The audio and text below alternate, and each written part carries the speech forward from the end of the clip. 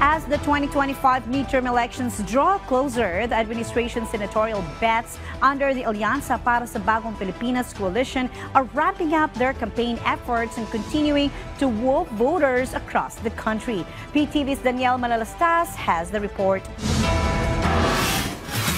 As Alianza para sa Bagong Pilipinas bets continue to woo voters, Senate Majority Leader Francis Tolentino received a warm welcome in Caloocan, wherein he was joined by local candidates. Tolentino shared his thoughts on recent developments in the West Philippine Sea.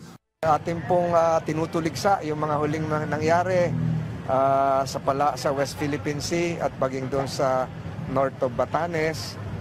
Patunay na ito na hindi talaga titigil sila hanggat hindi nila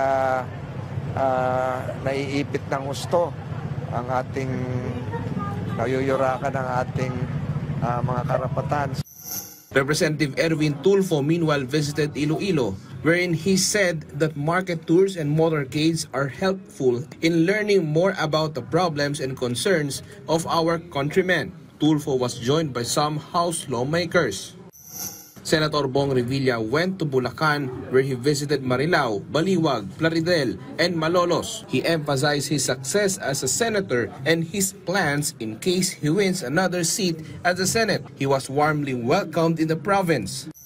Former Senator Manny Pacquiao got the support of the top leaders of Lanao del Norte. He underscored that Mindanao, especially Lanao del Norte, should not be left behind. He also said that the construction of infrastructure should continue, especially in far-flung areas.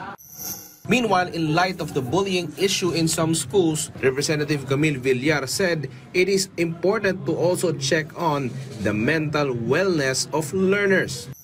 Senator Pia Cayetano meanwhile visited Valenzuela City, wherein she was welcomed by local leaders.